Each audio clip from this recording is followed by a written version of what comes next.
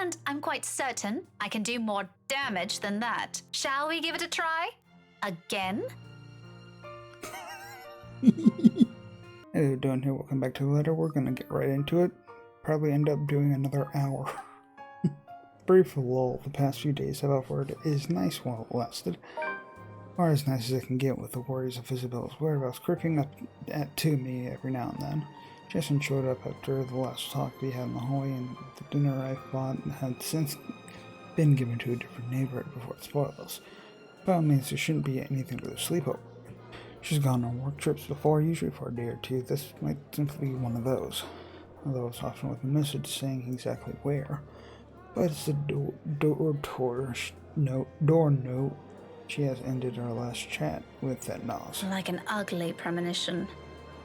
And as expected, just as things are to settle on steady rhythm, finally worms its way back to my routine. Thursday mornings bring further disturbance to the now calm waters. Little ceremony, though still enough to ripple through everything. In retrospect, I really should have seen this coming. Lexburn is a small city, relatively speaking, compared to, say, London or Glasgow. It's nothing but a tiny mass of land boasting a mere population of 68,000. But those numbers alone are nothing to scoff at when standing in a busy street. And if you pay close enough attention, faces taking the crosswalk or riding the subway will soon grow familiar. How unfortunate that out of that number it had to be Tio fucking Luke. I encounter more than once. Oh, you know, a few problems popping up here and there that the agents failed to tell us somehow.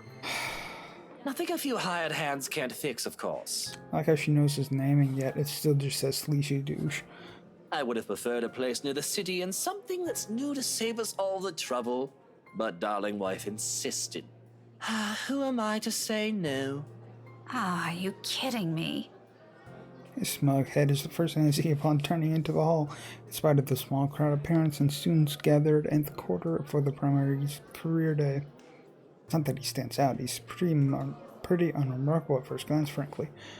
However, his countenance that draws people's eyes to him.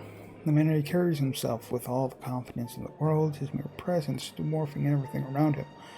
I'm willing to make a bet he's also enjoying the attention it garners, and especially the ones coming from the women. What an ass. You tell me. A single glance at him, and I know immediately that, one way or another, if we ever bump into each other again, my day will effectively be ruined in some capacity. He also exudes that air. The sort that makes you want to run him over with a lottery and pass it off as an unfortunate accident. With him, it's either you want to punch him or let yourself be charmed. There's no in between. I'll gladly do the honor of the former myself, but alas, there are people around us. I'm stuck with having to face one of the two. I shouldn't have volunteered. At the time, helping out sounded a good idea. And I have no classes left today after lunch. Until after lunch. I could have opted to stay at the teacher's lounge and work on my lesson plans, but that means being left alone with our deputy head and his chatter. He's a good man, but Crivens, can he talk anyone's ears off? Till the moment an opportunity arose, I jumped on it. It's a simple task to boot. Just deliver a whole box of materials and a few posters for the event. Maybe stay around to assist if time will allow it. I just wasn't expecting him to show up here. Out of the frying pan and into the fire. Had I known, I would have stayed and suffered through our deputy's impromptu speeches about his life crisis indeed. But what's done is done. Going back is also out of the question. With how unexpectedly heavy the load I'm carrying is, I'd hate to lug this for a trip back just because my pride can't take another second of interaction with this guy. He's insufferable, right? But I've had my fair share of dealing with teens of more or less the same temperament, all considerably younger than him, and they listened. If he wants to be difficult like last time, so be it, but you can bet his sorry English ass I'm not standing down. But from no other choice, I brace myself and suck in a breath, mustering every bit of patience I have as I step into the hall. My grip on the box tightens when I pull it closer to me, and attempt to assume a low-key air as I amble towards the room. The box is not big enough to hide my face, even with the stuff bound on top, but if all else fails, I can just hit him with it. Still, a small prayer forms in my head. If there's even one listening out there, please grant me enough restraint, not resistance. Better yet, I hope he doesn't notice me at all. That'll definitely make my life easier. Seriously, how hard can it be? He's standing a few ways away, few ways from the door. There are plenty of people between us to use for cover. If I'm careful, I can just go in, hand in the stupid box to whoever's in charge, forget every plan saying line any longer than necessary, and step out as soon as I can. Easy as pie. But it's like what have it, the exact moment I reached the room's threshold, someone built toward me. She latched onto my waist before toppling the sun curmudgeon with a gleeful squeal. Is it, what was her name? Kylie? I knew it's you! The force of it nearly throws me off balance, sending the items stacked atop the box, tilting dangerously to the sides. With a child's added weight at my waist, pinning me to the spot and both my hands occupied, watching is the only thing I'm able to do. The short seconds in between shows as everything gradually slides off the box's small surface. Under different circumstances, this would have made for a funny story some other time. Comical even. Until another set of hands reaches out and steadies the poster, starting to take a nosedive right to the floor. Oh, careful now, Daisy. Don't make a mess here. Oh, joy. My entire body freezes. Upon hearing his voice alone, an irrational impulse to hit him immediately bubbled up. But before limbs catch up with my brain is currently screaming at me, he moves to take the burden off my arms. Irritation gives way to surprise, then confusion. Is in the moment when instinct finally kicks in, I tug the box closer to me before he can fully lift it off. What are you doing? What does it look like? You're surprisingly slow on the uptake for someone of your profession, aren't you? Bloody, doesn't this school have people for this kind of work? So much for being a center of academic excellence. I'm going to ignore that slight to my alma mater and my work, because that's not what I'm trying to get at. You know what? Why don't we just rephrase that to something you'll easily understand? Why exactly are you doing this? Well, you look like you could use a bit of help. Have you seen your face while you were heaving this around? Mister, I'm pretty sure if there's ever a look on my face, it's entirely because I saw something extremely unpleasant this morning. Aren't you a ball of sunshine today, Daisy? Having a bad day, aren't we? Oh, you have no idea. I'd put it away if I were you. You might scare the children. You don't have to worry about that. This isn't my department. I was just asked to bring these. Anyway, I can handle this myself, mister. The room's just right over there. Behind you, in fact. Now, if you could please move over and make way, it would do the whole world some good. Keeping my voice level throughout is a miracle in itself, but regardless of how polite my request is, he doesn't budge. Did what I just said merely fly over his head? Were my choice of words really that difficult to comprehend? Surely it shouldn't be that hard. I think he might be a little too touched in the head. I'd like to ask him that actually, but Kylie chooses that instant to pipe in. Don't worry, Miss Pink. Tio's strong. You can leave this to him. My papa does it lots of times, but I'm not allowed to talk about it to anyone. Tio says it's Confidential, Munchkin. That's right. Tio's smart, isn't he, Miss Pink? I'm still of the opinion that he's a piece of shite, but I must admit his goddaughter's excitement is contagious as always. A smile makes its way to my lips. She has yet to budge from her place, though to be honest, I'm starting to lose some feeling in my stomach of how tightly she's wound her arms around it. I'm sure he is, Kylie. But I'm also sure he'll find better use for it elsewhere. Like helping you out. Oh, well, that's one thing, but You heard the kid. no one's asking you. Oh, you wound me, woman. And I'm quite certain I can do more damage than that. Shall we give it a try? Again? He pales, stammering for a bit, until he ultimately decides against saying anything and settles for a brutal discomfort instead. He's probably having flashbacks to the last time we met. His composure, when he finally regains some of his bearings, says it all. Something short of hilarious, if I do say so myself. I'll have you know that threats never work on me, Daisy. Certainly it worked just a second ago. Not in a million years, not ever. You're assuming it's a threat. Oh, it's a warning. How cute. That too. I'm not scared of you. Just because you landed a hit. Do go on. Keep telling yourself that. It was a fluke, you hear? I was caught off guard and your damn book left a dent. If I end up in a hospital because of what you did, I'm sending the chief of Luxburn Police after you, woman. You don't say. Just give me that bloody box. He snatches out of my arms before a single word of protest exits my mouth, quickly disappears behind the classroom. Not that it matters who brings it in now. My prior irritation has already melted into amusement. Not so bad once you figure out how his temperament works. It's almost similar to a child. Though I was about to ask. Kylie, did your Tio eat something bad before coming here? He's unusually nice today. Far-fetched idea, I know, but it's the only reason I can think of why this asshole is suddenly acting like a decent human. He's, quite frankly, far from being. First and foremost, we didn't end our last meeting on a good note. If I were him, I'd avoid the very person who put a dent on his skull, as he so aptly put it. Why is he acting friendly 2 days later? He always is. But I made him promise to be extra nice to you since you helped me so much. I think you're gonna be great friends. I quickly stomp on the urge to groan loudly. Yeah, I get that. He's the last person I'd ever want to be chatting with in this whole city, but Kylie doesn't need to know that. Are you sure it's not something he ate during breakfast? I gave him some jelly babies this morning. Really brought me lots of them. Mama said I should share, so I offered half of it to Tio when he picked me up. He likes the black ones. Oh, that's probably why he's weird. Jelly baby overdose. He could have done everyone a favor and choked on them while he's at it. Do you want some? I've got more. I couldn't find Melody or Takako this morning, but I'm sure they'll be fine sharing some of it with you. No, I'm not really very fond of them. I was just asking. Oh, where's your mum, by the way? Out of town with Papa. An unexpected pang hits me at her words. The statement, though innocent enough, unearths a whole trick of memories from childhood. So eerily familiar. I'd spent eating dinners alone the number of days coming home to an empty house growing with each passing year. Sometimes several Christmas Eves spent with relatives instead of my own family.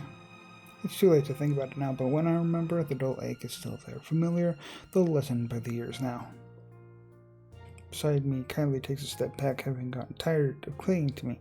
There's nothing but cheer in her. She doesn't seem too affected by the fact. Although it makes me wonder how much of it's real and how much is there to mask loneliness, if there's even one. It's like a Weren't child. they informed of career day beforehand? Yeah, I told them all about it. Mama was looking forward to it. And they still left? Uh-huh. It's important business, so it can't be helped. They promised to tell me about it when they come back tomorrow, though. Papa said he'll give me a gift if I behave. I've been a good girl, right, Miss Pink? You always are. But they asked they asked your Tio to look after you? For this? Nope, they didn't. No? Then how? It was supposed to be Tia. Mama likes her better than Tio, so she asked her, but she's sick and had to visit the doctor today.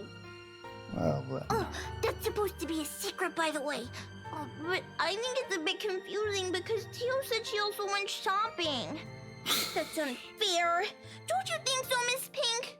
Mama doesn't allow me to go out when I'm sick. It's still okay, though, since Tio always buys me sweets before we go home.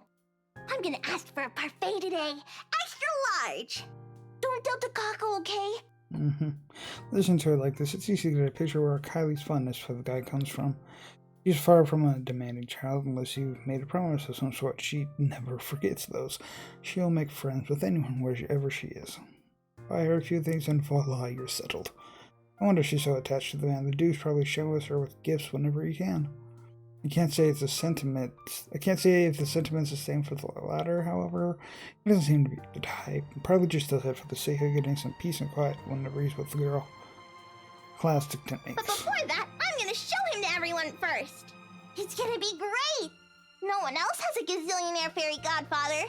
Also, when I grow up, I'm gonna be exactly like him and marry someone really handsome, like Tia did. That way, I can be awesome too. There's some sort of misguided logic in there that I'd like to correct. But before I can say my piece, douchebag steps in, fresh out of the commotion from the classroom behind us, and plows into the conversation with every subtlety a wrecking ball has. No shite given, despite no one asking for his opinion. Munchkin, sweetie, trust me. You don't have to marry someone for that to happen. I don't? Just do your thing, darling. I'm quite sure you can do great things on your own without lugging around an extra baggage with you. Tia married you. Kylie drops the statement without any sort of preface. In the moment it lands, the douche finds himself grappling with the conversation. Yeah, well, that's true, Munchkin, technically. But it's not the same thing. Small frown creases the girl's eyebrows as she tries to comprehend her Tio's rather vague explanation. It's not surprising either when Luke tenses under the child's questioning gaze. It's familiar. I've seen the same look a great deal of times before. On Ashton, whenever he's trying to say something he can't quite phrase, another second passes before the douche moves, kneeling in front of Kylie and placing both his hands on either side of her shoulder. Kind is the last word I'll ever use to describe the man, but in this moment there's a smile on his face I can't place. Tender by all means for someone as obnoxious as him. It's a curious thing to see, if not at all. Listen here, sweetie. Tia was already a great person before she met me. She is? But I don't see her doing anything. She's always at home. Not always, Munchkin. Oh, click. Did you know she's really good at numbers? You're good with them too. You helped me with my homework once. Well, Tia's much, much better than me. She used to do maths with big numbers. Oh, like millions? No, gazillions. And she's really, really good at it. So much so that her dad let her manage anything that had to do with it. That was even before she met me, too. Does that mean she's better than you? Oh, leagues, Munchkin. Way, way better than I'll ever be. For some reason, I don't think he's talking about his wife's mathematical prowess as his voice trails off. In fact, if I hadn't been paying closer attention, I would have noticed a change in him. A slight shift in his smile, the one that's tender to something wistful, like remembering a memory he's always been fond of, but has often kept to himself. The fleeting glance of it, a tiny, insignificant part of the world somehow also shifts. Opinions changing, impressions moving. You know what? Why don't you ask Tia next time you have homework, Okay, next time I'll ask her to help out. See? No need to marry a good-for-nothing bloke. Can I also tell her to not stay at home anymore? If Tia's good at it, I'm sure she can help you out too. And Papa. He computes a lot of numbers too. Tia can help him. You go do that. I'm sure she'll love to hear it, Munchkin, even if it's been a while since. Another silence for him, then without missing a beat, he turns Kylie around, lovely past her shoulder, and a gesture to end the conversation right there, or here and there. Probably before he can say other things he's intended to say, or a child is not meant to hear. But off you go first. I think I saw your friend run off to the other classroom. The one with the pigtails? Go say hi to her. You still have those jelly babies to give her, yes? All right. But wait for me, okay? I've got loads more to show you. They put up my drawing on the bulletin the other day. I'm gonna take you there later. I'll be back. She soon disappeared behind the small crowd, none the wiser to the sudden change in mood around her. Luke strains as soon as she's gone. The expression on his face grows less kind now that there's no one to reassure. Despite that, a chuckle still escapes me. His head quickly snaps at me, an accusing glare clear in his eyes. Although it's less threatening now considering what I've witnessed earlier. Funny how one person's impression of someone can easily change with that minute detail. Why are you laughing like that? Don't mind me. I just saw something surprising today. Don't let it bother you. You know, putting it like that won't make me any less inclined to ask. What is it, woman?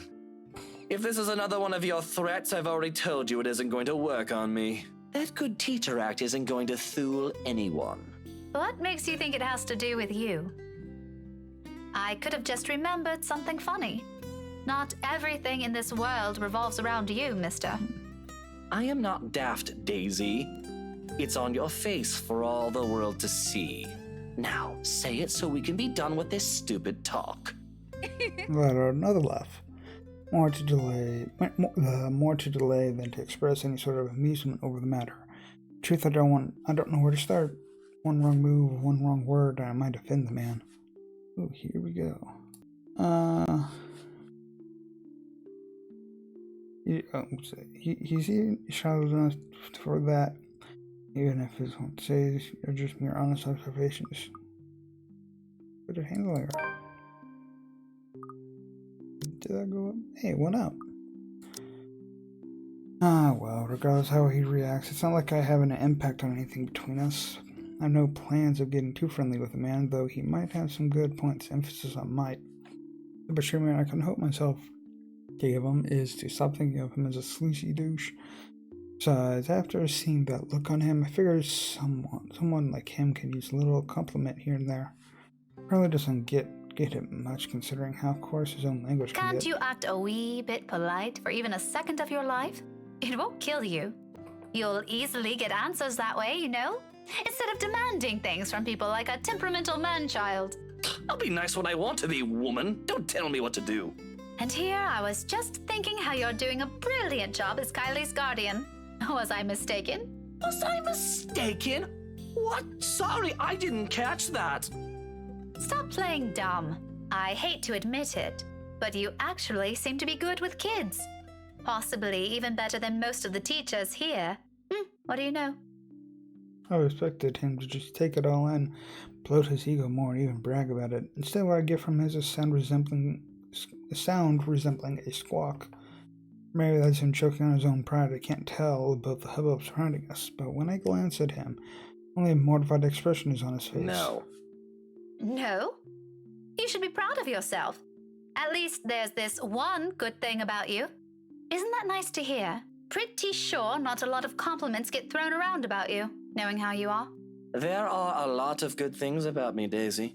My hair, for one. There's also my extraordinary good looks. Wax lyrical about those all you want. I'd be happy to hear it any day. Praise anything about me but that. What is so repulsive about it? Even Kylie likes you. Oh, right, he doesn't want kids. Right. He doesn't want to hear that he would be... He feels like he wouldn't be a good father, right? Right? Shouldn't that tell you anything about yourself? Kylie is one kid, not even my own. Trust me, you do not want to see me bring a spawn of my own into this world. This will be an abomination. Is that what you keep telling yourself? Maybe. Is it any of your business? No. But if I didn't know any better, I'd say this is because you yourself think you're a little piece of shite and somehow it'll pass on. It doesn't work like that, by the way. The last remark just came out. There might be a sliver of truth in it, but I shouldn't have phrased it like that. Even for my own standards of the kind of person I'm talking to, it's still quite rude. The apology is already in my throat, but the minute I open my mouth, all of what I've prepared myself to say dissipates, lost in the moment in front of me.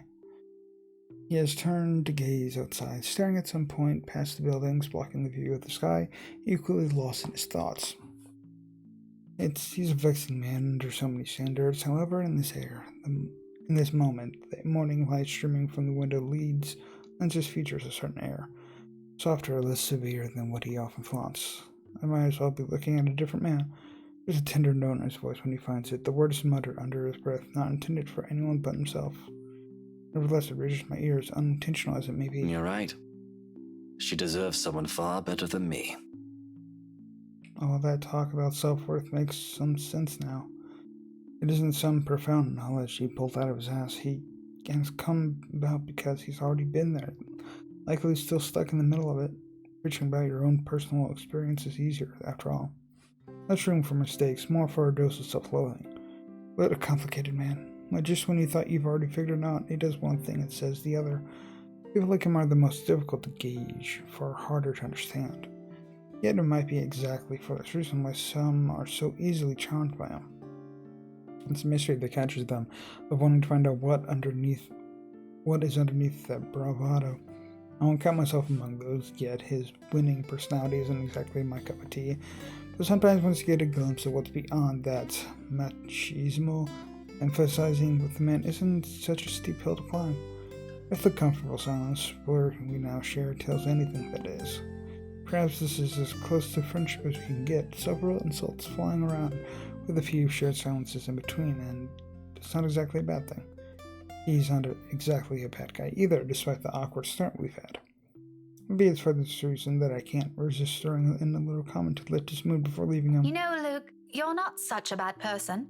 Is that supposed to make me feel better? I'm touched, Daisy. Take it how you will, but a little attitude change would help. A lot.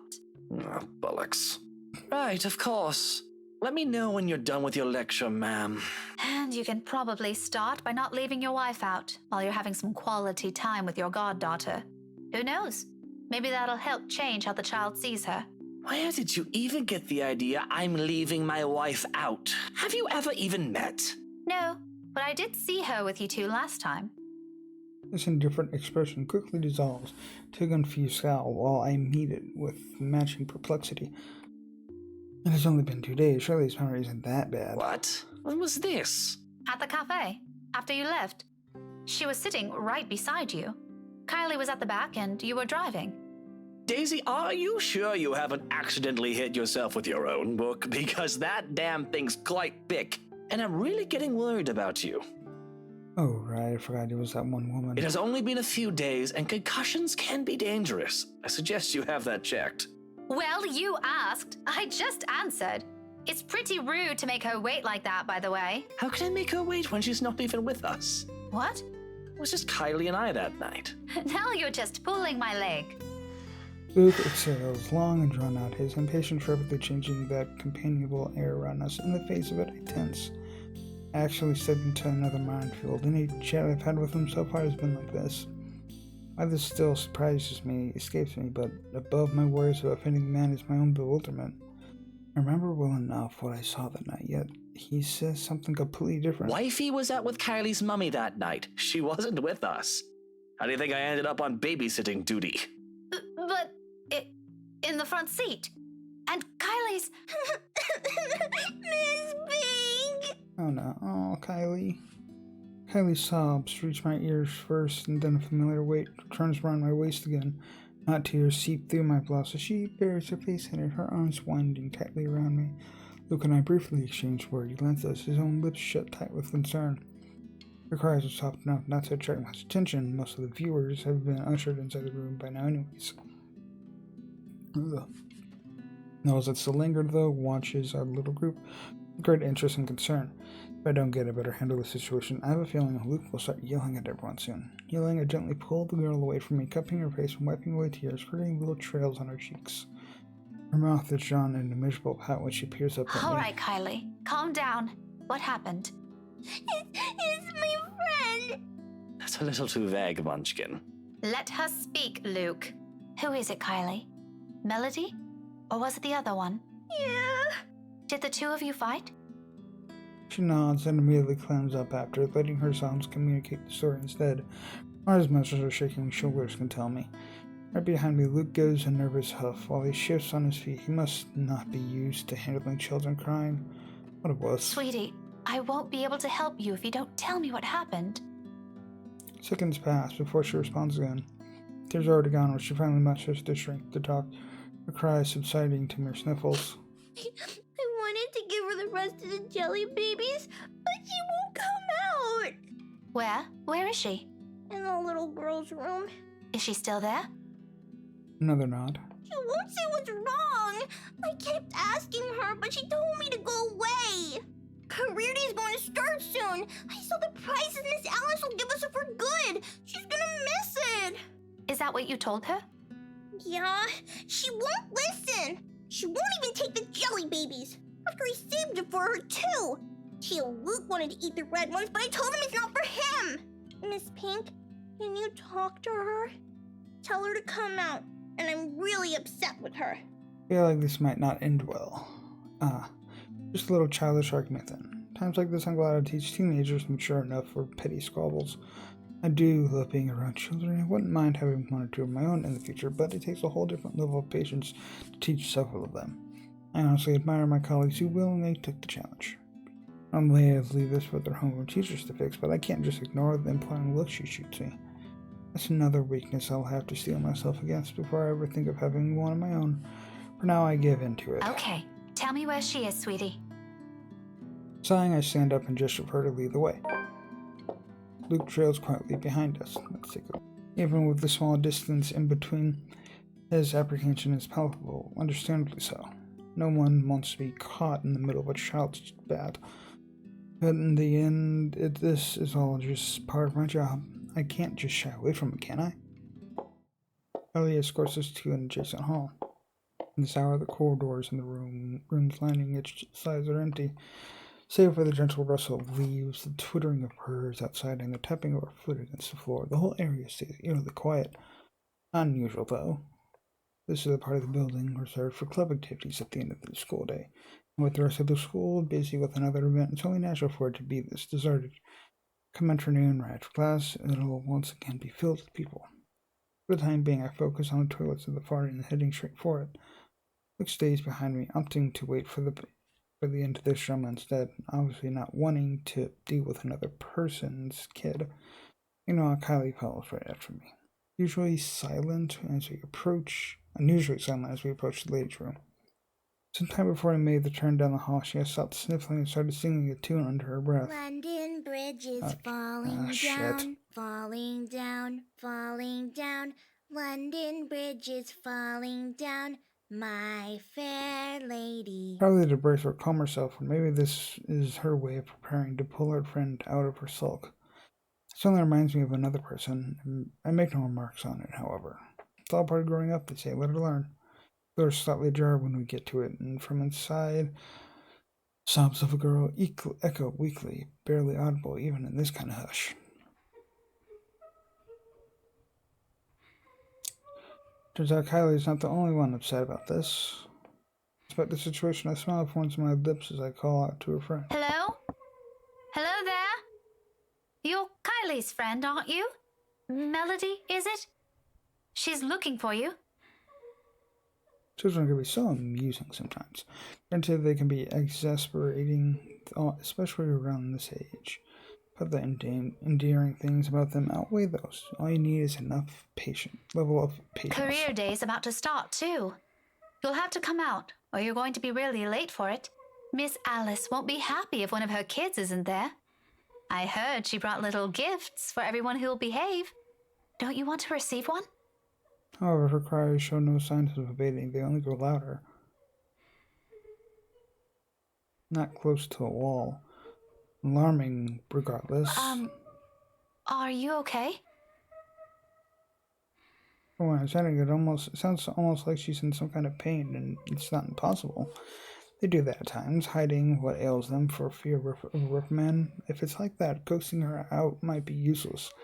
Also makes sense why she chose to aloof furthest from their classroom. Wasting no time, I just suffer Kylie to wait and amble towards the door calmly so I don't alarm her. At the same time, a distinct sense of deja vu hits me. I've been in this position before, behind a door with someone crying on the other side, my calls ignored as their cries grow to a wail. Just this past week, actually. Even so, being in the same situation before doesn't bring any comfort. Putting up for the child beside me is the thick undercurrent of worry trickling into my stomach. Take one last breath and then I nudge open the door. It all happens in the span of a second. I don't make it past 2 steps into the room. Cries abruptly stopped. Light footsteps shuffle behind me, coming to a halt at the door. My heart skips a beat. When I turn... Kylie? No. No. Nope. Miss Pink? Miss Pink? Why didn't you help her? My whole body becomes motionless at the sight of her, words catching in my throat and heart pounding rapidly against my chest. This is Kylie, I'm sure of it. Yet nothing in the manner she speaks or the way she tilts her head in question carries the youthful, innocent vibe she always brings with her, as if I'm merely looking at a dead, hollow imitation of the child. Can't you hear her? She's asking for your help. Ugh. But it is not those that trigger a memory. It's those chilling eyes, calling, beckoning. Why won't you listen to her? All at once memory returns to me. I tried. A tide that has receded now returns to shore with an overwhelming force, carrying images of a single moment from days ago. The world passing by in a blur, and features I can barely discern to the light that was. Not even a week has passed. In this minute, while I keep my eyes trained to the child before me, they return with such unbearable clarity. There was no horrid wounds this time, no blood streaming down a pale face, thank heavens. Just lips contorted into a small twisted smile. They brim with venom I've never suspected to see, and a child sending tiny pinpricks of dread crawling on my limbs and winding up my neck. You're a bad person. People like you deserve to die. I can't breathe. Those whispers and laughters again, judging, mocking, taunting, each scathing word ringing sharp and true against my ears. My throat closes in, my whole body tenses, a chill settles on the tip of my fingers, every digit gone rigid from the cold. Every second, with every single draw of breath, and any struggle for air or freedom, the coils wrapped around my body tighten, dragging me down. And gradual tortures ascend into another boundless abyss. Help! On, and on, and on, until I lose touch of myself in the world. Help me! Until darkness claims me and, unexpectedly, a note. In the distance, harsh and piercing, cutting through the thick stupor and shattering the haze without warning. Are you ladies done with your business here? I'll have all morning to wait for you two. My eyes snap open and the world shifts into place with a ragged gasp. When I glance up, a different set of eyes greet me. Are you okay, Miss Pink? No anger, no vile hatred in them, just plain, sincere concern. Bit by bit, I become aware of my surroundings and myself as one steadily slips back to me. Reach up for the nearby counter, sitting myself at some point. My knuckles are gone white from how rigid my grip on it is. It's over now, but yet the tension has to lift my body. My heart still hammers hard against my chest in an erratic rhythm, and my breathing still comes in short, shallow bursts. Before me, Kylie fumbles with her hands, utterly unsure of what to do to an adult, and what's probably a laughable state. Did you get sick? I'll call Tio, okay? Stay here and don't move. Alright, she was sick earlier. No. No need. Just leave me alone. Tio will know how to fix you. Oh, wait, okay? I wish I could speak reassurances to her, but I can't shake it off. The dread is there, twisting at my insides in anticipation of what? I'm no longer sure. Pushing myself off the counter, I break off into a run, brushing off the anxious look Kylie gives me when I gently push her away on my way out, and or the furrow in Luke's brows when I stumble into him outside. Whatever they both saw on my face, I care not to know. Bloody hell, I don't even know what's happening anymore. The tremors continue long after the last of my classes have ended, although none of the students who have commented on, and I've caught a few sharing anxious glances. Every time my pen slips from my hand or my shoulders tense whenever. Cold. How unusual it must have been for them to see their normally composed Miss Gales become a bundle of nerves. Even those boisterous ones have given me less grief today. You'd think being on my fourth cup of tea will provide any sort of comfort, or is this the fifth? Egad, why does counting matter now? The fact that I can't easily shake it off this time should tell me something. Last time this happened, I passed it off as some lapse on my part after having been sick the week before. And it is a natural conclusion. Those are just stories, a centuries-old lore passed by the locals to keep children in line. What place doesn't have those? One of my dog's books even went as far to describe them as a strong part of Isabella's culture. Tree giants, women who feed on unborn children straight from the mother's womb, or hell, there's even that one story about a demon baby. All folklore that never had a smidgen of truth in it, most probably told to scare off the natives later back in the old days. Much like every other one in every other place. The world is more universal than people care to think, but looking at it from where I'm sitting now, after staring right into the eyes of that woman, after all the things I've heard, I've been hearing and feeling, perhaps there's really more to that bloody letter than some awful Halloween prank. Perhaps Isabella's right all along. She's finally. A terrible thing, if true, although that thought doesn't linger long, thankfully. Soon the ring on my mobile takes my attention away from it. An unfamiliar name flashes before me once the screen lights up and my brows knit together. Marianne McCullough. Staring hard at the screen, I try to remember what I've entered this person when I've entered this person on my contact list. It takes a moment, but when it clicks, my eyes zero in on the book lying wide open on my table. Moved out from the library almost a week ago. I'm at the woman there where she... Oh, right, that. I'm at the mere coincidence, a fellow history buff, apparently. We were actually the same book, but in the end she's given it to me under the condition that I call her once I'm done. To be honest, I completely forgot about it until now, and well, I haven't really taken a peek at it until today. Normally I'd be done with the whole volume of this size a few days after taking it out about 1 or 2, depending on how busy I am. But finding a chance to sit down and read through it has been more difficult lately than I anticipated. One moment I'm simply grading worksheets and today a movie premiere the next. And somebody suddenly invited me. Oh, fuck. I clicked. Stop showing up for flat ride to report about the local news. Okay. Sorry. That's an accident. Days later, her friend stopped showing up and her... Oh wait, yeah, no wait, that was it. What was it before it? This version, some invited me out for one reason. Okay. I just continue. There simply isn't enough time to breathe and get a grip on things. I have been flipping through the pages of said books moments ago, but never really reading anything, merely hoping for a distraction. Now to no avail. My phone goes off another ring. This time I do not hesitate to answer. Marianne? Hello! Here I was starting to wonder if it was a bad time to call. Is it? No, not at all. I dismissed my last class a few minutes ago. I'm pretty much free for the rest of the afternoon. Unless something comes up.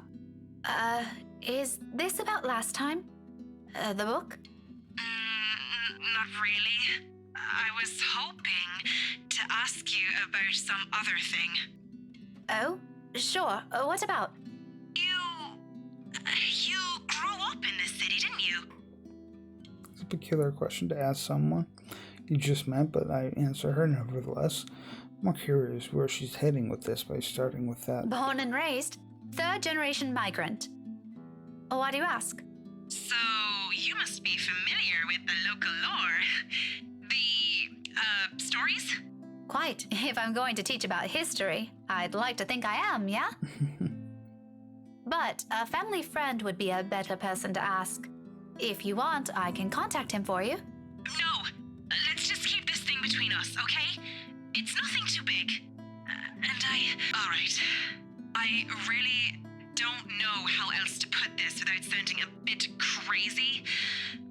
But things have been really, odd. Do you remember the mansion I mentioned back when we met? My current project? In hindsight, I should have expected it will lead to this. She must not have lived too long if she's just asking about this now. It didn't take a week with Isabella when she arrived, but that's Isabella.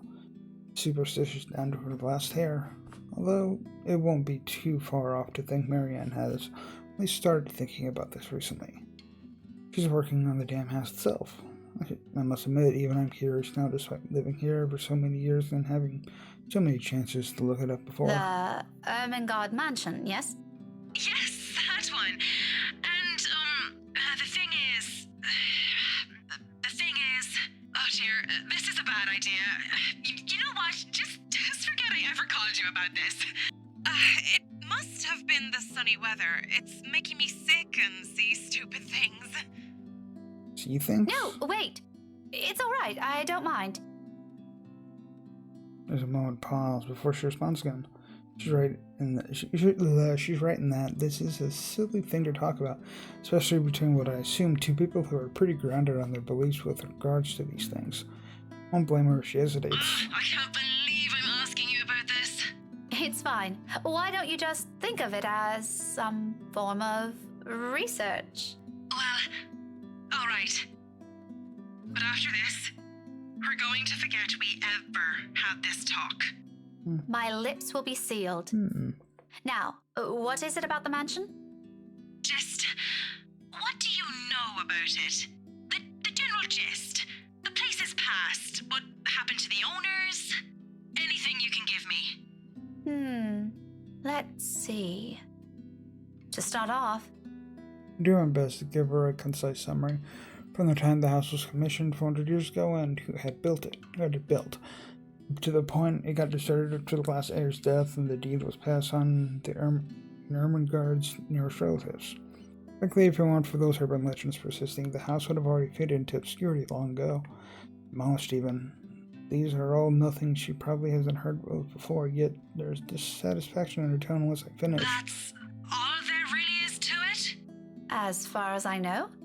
There's this little bit I forgot to mention about Lady Charlotte Ermengarde's death, but most of those are just theories.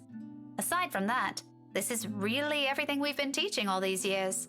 Should there be anything more? No mention of any other weird stuff? Other crazy stories? Or a letter of some sort?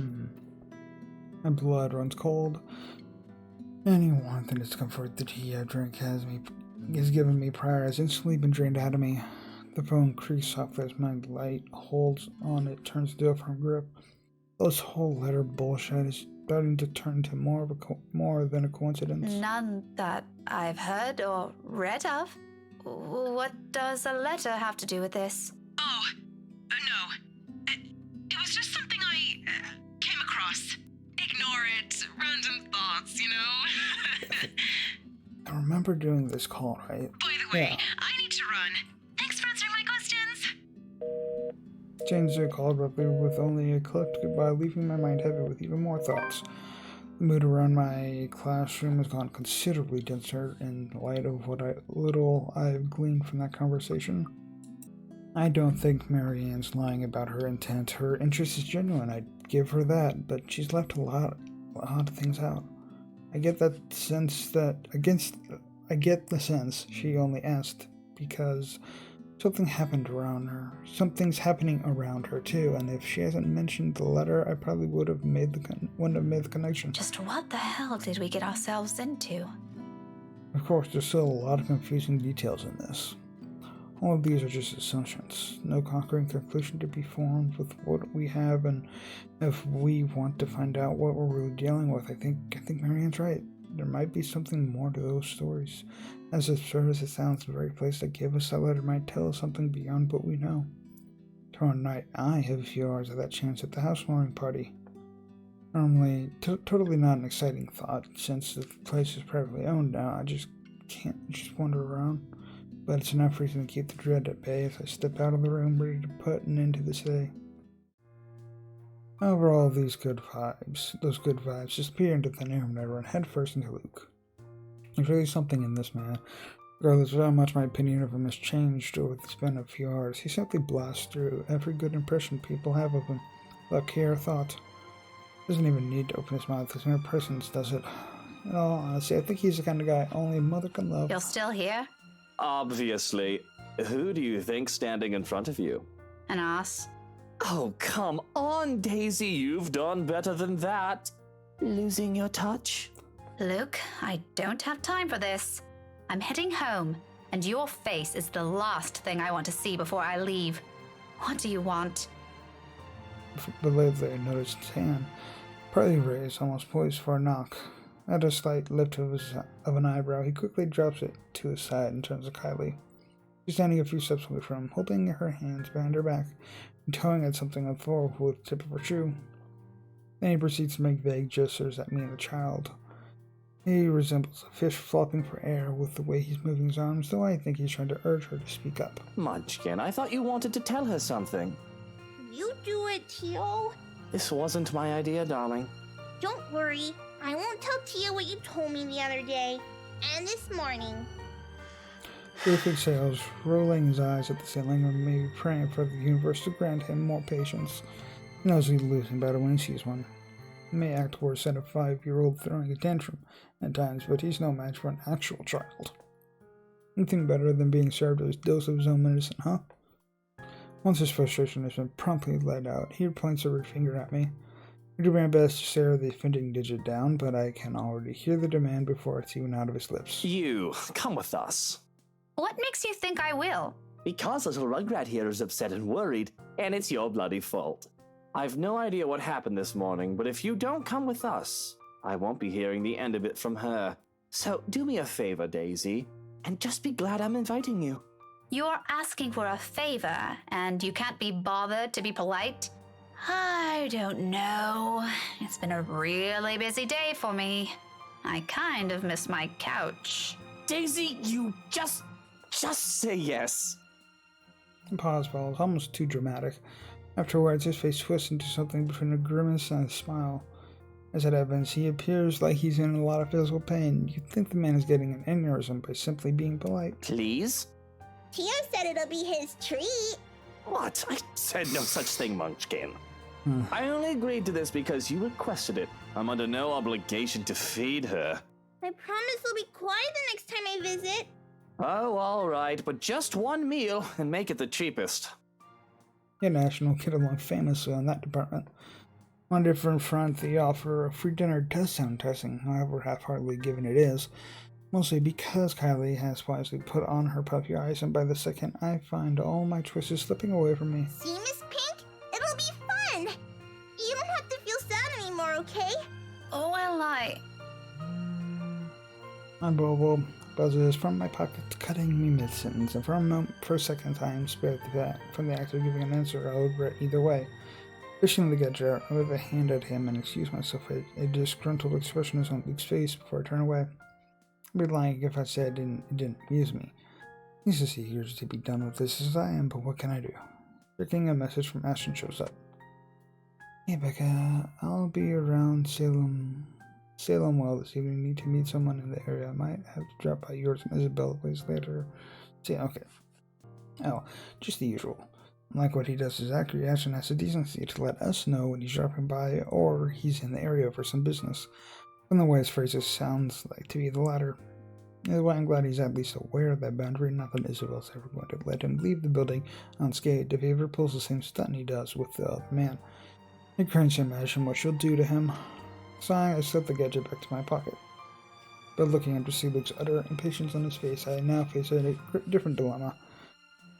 Two of them are still waiting, and I know the kind of person Luke is. That this is already a grand gesture of goodwill coming from him. All to please his godchild. It's in Howell's aside. It's easy to tell he's really fond of Kylie from his actions alone. I kinda hate to ruin that. Well, Daisy, we're waiting here. On the other hand, there's Ash.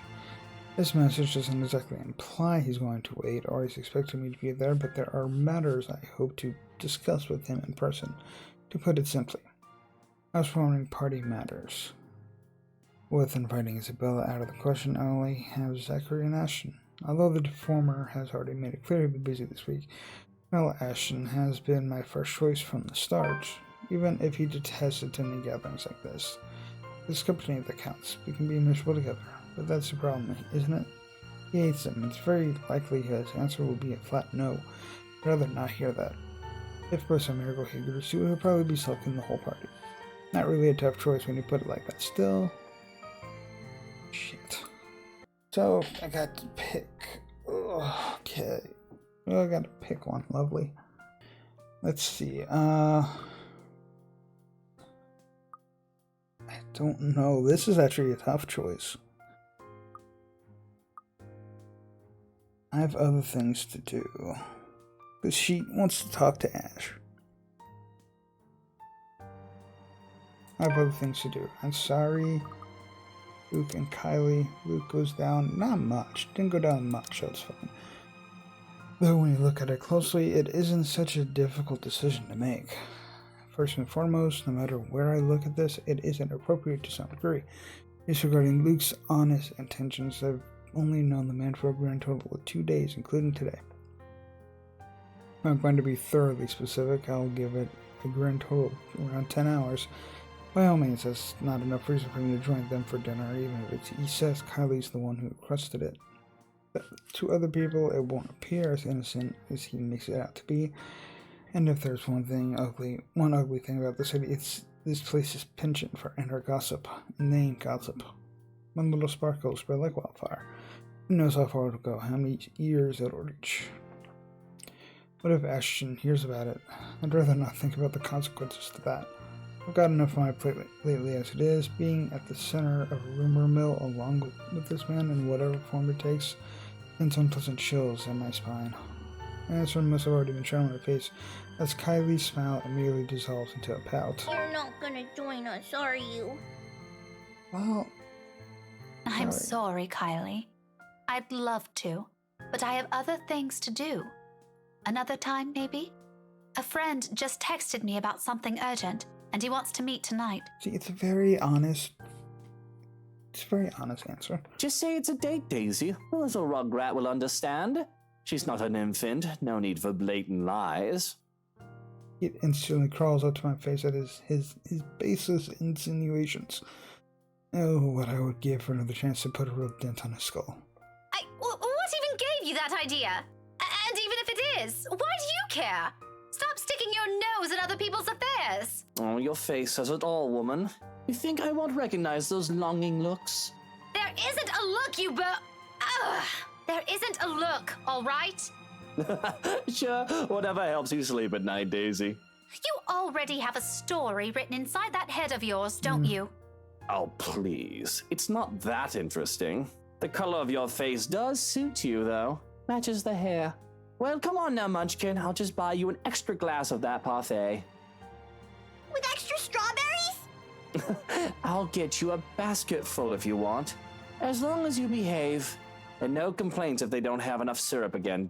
Deal? Deal. Have fun with your date, Miss Pink. Luke's already leading the child away before I can correct her. Upon reaching the end of the hall, however, he doesn't miss a chance to shoot me out of one of those infuriating winks. Does he really think women enjoy those? I'll sue him for harassment if I can. Though I must admit, the two of them walking together hand in hand is an endearing sight in itself. He says he dislikes the idea of having children of his own, but easy to see some part of him generally wants them. It's stopping him. It's something to mull over along with other confusing and frustrating things about this guy. Some other time, though. Ashton's waiting. His car's headlights have been left turned on, illuminating the otherwise empty parking lot. If it's like that, this is probably going to be a quick visit. Although our landlady would probably have a few hundred words to say about this before letting it go. Not many in this complex own a vehicle anyway, to warrant the space's frequent use owing to this area's proximity to downtown Luxburg. No one's going to be disturbed if one car stays parked with its lights on for a few minutes. Right now, though, it serves as a pleasant company while I idle inside my own car, thumbing the invitation's fine print, flipping it over and over until the motions become familiar enough. What should I say? How should I say it? There's a very high chance he'll say no, but on the off chance he accepts, what should I do? Fears. Doubts. Questions I haven't asked before, and more often than not, the anxiety is because of him. 15 years ago, I've been in the same position, a different letter in hand. Somehow, nothing has changed. Perhaps if he noticed how I've always felt about him years ago, I wouldn't be in this predicament. Honestly, he managed to ace all those exams at school without even lifting a finger, and he couldn't figure this out. How dense can he get?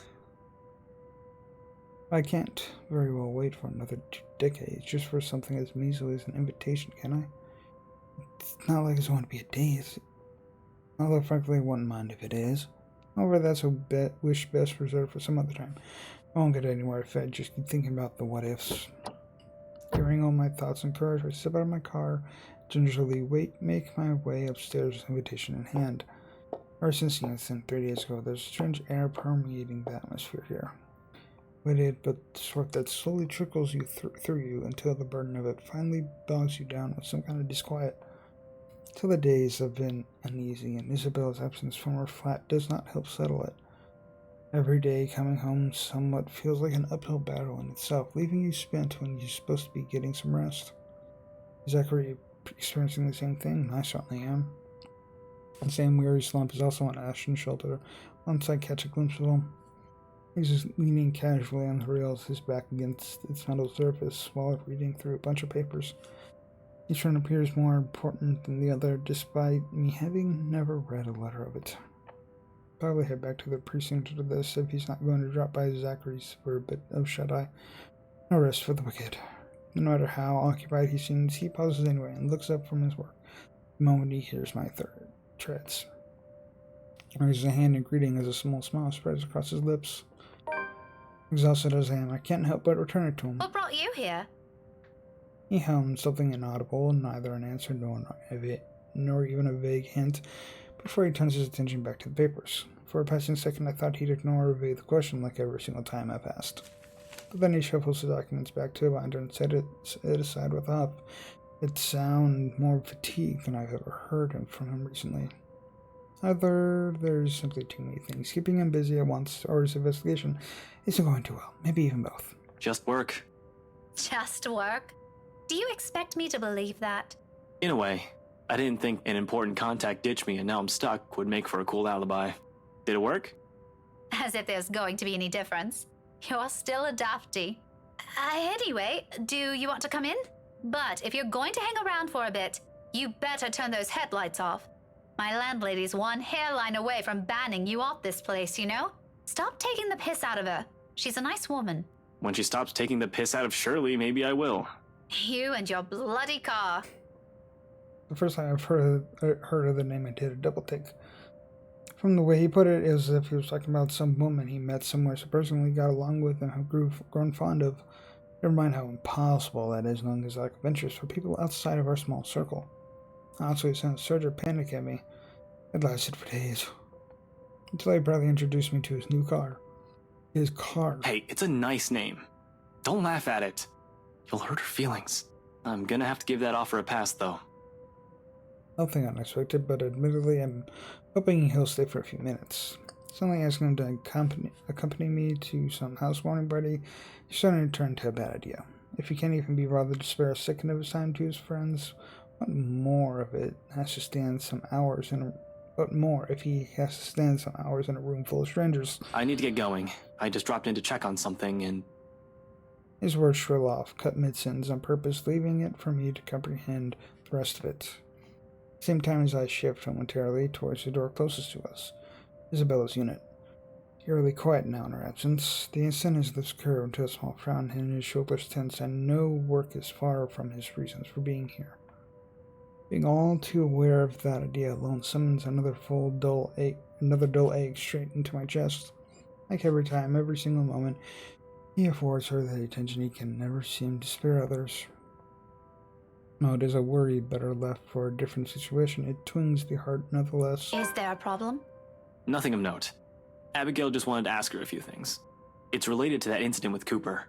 You heard the one. Hold on. She isn't in trouble, is she? No, I don't think so. Not as far as I know. And do you really think Scaredy Cat can do anything like that? It's just an off-the-record thing, okay? Abigail wanted to confirm something. She knows I'm friends with someone working at BRC, so she asked me. Apparently she isn't getting anything from that company, as long as the red tape's in the way. It's nothing urgent, though. She isn't answering her phone again, so I thought I'd check myself. I can wait until she gets home. If she comes home soon. The last time I saw her was 2 nights ago. His demeanor immediately changes. Despite his careful attempt to appear nonchalant, his eyes scream of an unspoken worry. It's almost painful to see how much he tries to hide it, especially in front of someone he has known for years. What? Did she take a vacation or something? No word from her, unfortunately. And I don't think she'll go on a trip without telling us. It's been 2 days. 3 if she's not going to show up tomorrow either. Do you think we might have to file a missing person report? I hope not. Even Zach's not acting like himself already. I wonder what that guy ate. But let me know if anything happens. You know how to contact me. I'll see you later, Becca. Ashton squeezes my shoulder as light as he can before stepping away and heading straight for the stairs. His way of offering comfort in the middle of this little mess we found ourselves in, but amidst all this, a tiny voice at the back of my mind nudges at the memory. Something I've forgotten, the very reason why I've chosen to return home early. I made it 4 steps down when realization kicks in and awareness of the envelope I've been holding returns to me. Panic rears before proper words can form or can think about the situation. Not a second sooner, I'm calling after him. Ashton, wait! He halts 1 foot already down another step when he turns to me, raising an eyebrow in question. Yeah? And of all times, and it is in this moment when I falter, the adrenaline from earlier's panic suddenly recedes. All of a sudden, the things I prepared to say will take form, and I'm caught between simply forgetting about this or just blurring it out to him all, hoping for the best. Oh, please, you are definitely not. You are tomorrow, Trent. You have time. I'm not even gonna. There's nothing wrong with trying, I suppose. If it goes down. Oh, thank you. It goes up. If it went down, that would have been so stupid. There's nothing wrong with trying, I suppose. I'm not going to lose anything if he says no.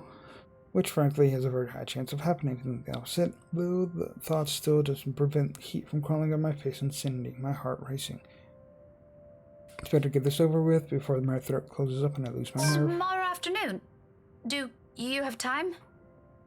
A small frown is already on his face. I can already see where this is going and what he's thinking from that alone. And for some malicious reason, I continue hanging on to that tiny glimmer of hope he'll say yes, if I present an argument good enough for him. That depends. Why? Well, you see, someone sent an invite for a housewarming party, and I thought you might want to... Rebecca, I'd rather stand on the messy end of a gunshot. You know that. I know, it's just...